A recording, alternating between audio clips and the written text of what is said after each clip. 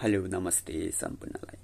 म चाहिँ यहाँनिर केही कुराहरू राख्न खोजिरहेको थिएँ, जसदेखि टाइम नमिलेर आज हल्का थोरै 15-20 मिनट जस्तो अलिकति छिटो आउन पायो ड्युटीबाट। सो केही कुराहरू राख्न खोजिरहेको छु। अरू त केही कुरा राख्नु आफ्नो भविष्यको त कुरै नगरौँ, के कहाँ कतिसम्म छ त्यो आफ्नो प्राइभेसी कुरा प्राइभेसी नै राखौँ होइन। र हामी जस्तो युवाहरूलाई होइन आफ्नो देशको माया, आफ्नो देशको स्थिति, अहिलेको हालको स्थितिहरू देखेर अलिकति पीडादायी होइन, दुःख लाग्दो कुराहरू अरूको देशसँग दाजेर त कहिले पनि दाच्नु त हुँदैन। तैपनि केही पर्सेन्ट चाहिँ हाम्रो देशमा पनि यत्तिको यस्तो भइदिएदेखि, सिस्टम बसालिदिएदेखि भन्ने जो कोहीलाई पनि हुन्छ। अरू देशहरू देखेर हामी जुन देशमा अहिले श्रम गरिरहेछौँ त्यो देशको भनौँ न विकास होइन, सिस्टम हरेक कुरा देखेर हेरेर हामीले हाम्रो देशमा नि त्यो भइदिएदेखि, त्यस्तो नेता जन्मिदिएदेखि किन नभइदिएको होला त भन्ने एउटा हरेक आम युवाहरूको जिज्ञासा छ होइन। यदि हाम्रो नेपालमा पनि कुनै पनि भनौँ न राजनीतिक दल नेताहरूले देश बनाइदिएको भएदेखि, सिस्टम बसालिदिएको भएदेखि हामी जस्तो युवाहरूले अरूको देशमा श्रम गर्न, गुलामी गर्न पर्ने थिएन होला। र अझै पनि हामीले सोच्नुपर्छ कि अबको पिँढी हाम्रो छोराछोरीहरूले होइन एसएलसी +2 पछि कहाँ पढ्न जाने त, कुन देशमा गुलामी गर्न पठाउने त भन्ने हरेक बुवाहरूको, म पनि एउटा बुवाहरूको चिन्तन छ। सो यसैलाई जोडेर म के कुरा गर्न चाहन्छु भने हाल नेपालको राजनीतिक गतिविधिहरू होइन, जुन यस्तै हरेक युवाहरूको आक्रोश होइन 3 दशक अगाडिदेखि भनौँ न विगत कैयौँ वर्षको राजनीतिक हिस्टोरीहरू हेर्ने भने त धेरै किसिमको धेरै युवाहरू छ। जब यो अहिलेको लोकतान्त्रिक गणतन्त्रको 3 दशकलाई हेर्ने भने यो त्यहाँदेखि यता लिएर हेर्ने भनेदेखि धेरै घटनाक्रमहरू घट्यो होइन। यतिका वर्षहरूमा यो 3 दशक 30 वर्षभित्रमा होइन भ्रष्टाचार, अनियमितता, आफ्नोलाई जोगाउने, आफ्नोलाई बचाउने होइन हरेक किसिमको आक्रोशबाट भनौँ न अस्ति भदौ 22-23मा अपरजत एउटा यो जेन्जीको नामबाट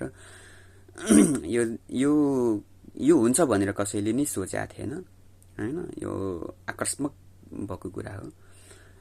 यसमा जेन्जी मात्र होइन, यहाँनिर भनौँ न 50, 60, 70, 80 वर्षको बुवा आमाहरू हरेक घरबाट निस्केर यो एउटा आन्दोलन सफल भयो। आन्दोलन त सफल भयो, तर यसको कुनै निश्चित कुनै टुङ्गोमै नपुगिकन यसको कुनै तथ्य हुनै भएन होइन। अब त्यति बेलाको आन्दोलनमा भनौँ न कति सयौँ घाइते, 75-76 जनाले अब आफ्नो के अरे शहीद हुनुभयो होइन। उहाँहरूको घर परिवारमा कति पीडा भइरहेको छ। त्यति बेलाको छानबिन आयोग बन्यो, छानबिन आयोग बनेर त्यसको कोही छानबिन आयोगमा कोही त्यसको निकट उस नै पुगेन, टुङ्गोमै नपुगिकन अहिले खोइ के हो यो आयोगको के हो होइन। एउटा घमण्डी ओली के अरे यसमा आयोगमा आफ्नो दिन पनि गएन होला होइन। यस्तै छ धेरै गतिविधिहरू। अब नेपालका जो ठुला नेता भनाउँदाहरू बुढाहरूले आफ्नो कहिले पनि माथि नगइदिनसम्म नछोड्ने भए होइन। अब भनौँ न केपी ओली, शेरबहादुर देउवा, प्रचण्डले आफूले के अरे नेतृत्व परिवर्तन भनेर आवाज उठ्दा उसले पार्टी नै छोडेर 10 वर्ष जनयुद्धको माओवादीको इतिहास छुट्टै खालको छ त्यसमा हैन। त्यत्रो 17,000 नेपाली जनताले बलिदान दिएर एउटा त्यसमा त्यो छुट्टै इतिहास सबै हामी नेपाली जनतालाई थाहा छ। त्यस्तो पार्टीको एउटा नेतृत्वकर्ताले आफ्नो हैन अध्यक्ष पद, सभापति पद छोड्न नसकेर उसले माओवादी भन्ने नामै छोडेर गयो हैन। ल यस्तै छ। र अर्को कुरा मैले के भन्न खोजेको भने यो विगतका दिनहरू, स्थितिहरू सबै हामीलाई सबैले थाहा छ। अब 2 महिना पछाडि चुनाव हुँदैछ हैन। यहाँ टुटे फुटे उम्रिने धेरै किसिमको छ। अब यो चुनावको माहौलमा मैले धेरै युवा साथीहरू देखिरहेको छु कि गाउँघरतिर हैन। हरेक पार्टीहरूले झोला बोकाउने, उ गर्ने, भिराउने, यो त्यो होइन। अब चाहिँ धेरै सोचेर म यो पार्टी यो मान्छे चाहिँ राम्रो छ भनेर कसैको नाम तोक्दिन हैन। हामी जस्तो सक्षम मान्छेहरूले आफूले मूल्याङ्कन गर्नुपर्छ। भोलि हैन हाम्रो देश कहाँ पुगिसक्यो, हाम्रो ठाउँ कहाँ पुगिसक्यो, के भइसक्यो, त्यो सोचेर भोट गरौँ हैन। तपाईहरुले अहिले भोटको समयमा अल्मलाएर राख्छ, भोलि मै जस्तो फेरि कहाँ कुन देश जाने, कसरी भिजा लगाउने भन्ने टेन्सनकै कुरा हुन्छ हैन। त्यही भएर सोचेर कसैले एक दिन मासु भातको भरमा नकुदम, सोचेर भोट गर्नु होला हैन। सक्षम मान्छेलाई अब विगत हजारौं वर्ष, 100औं वर्ष हैन त्यो कुराहरूलाई नराखिकन अब आउने हैन जातित्व वर्ग त्यो कुनै पनि नगरिकन अहिले चाहिँ व्यक्ति राम्रो भिजन भएको मान्छेलाई भोट गर्नु होला सबैले। र जो कोही र कुनै कार्यकर्ताहरू हैन राम्रै मान्छेहरू फेरि त्यो अहंकारी छ भने कार्यकर्ताहरूले पनि सम्झाउने बुझाउने गर्नुपर्छ। र कार्यकर्ताहरूले भनेको कुरा मानेन भने त्यो नेता हुने गुणको मान्छे पनि होइन।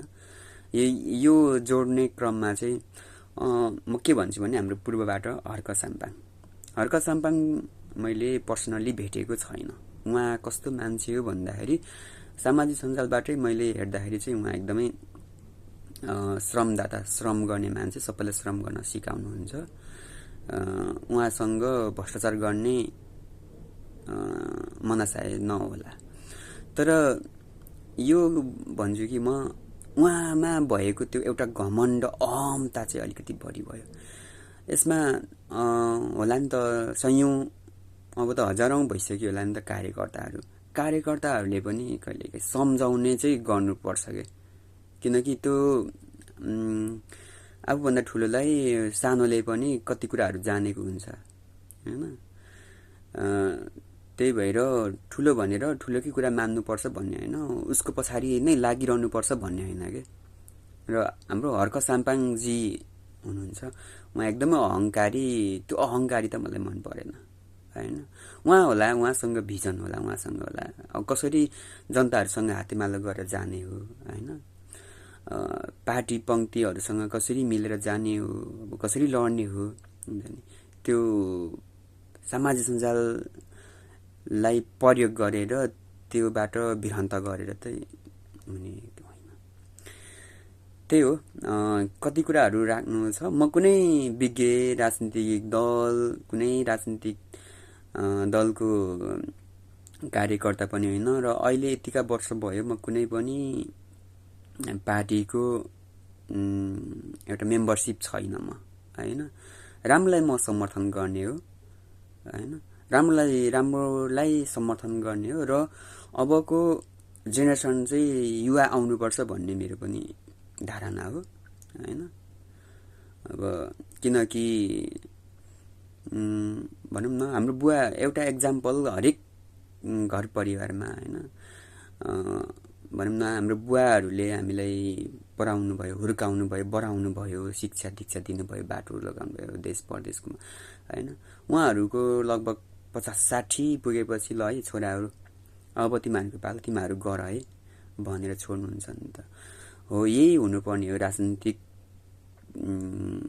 मा पनि, तर यो देखिएन, यो भएन। त्यही भएर युवाहरू आउनुपर्छ, मेरो यही हो धारणा होइन। आजलाई भने तिनै टुङ्ग्याउन चाहन्छु।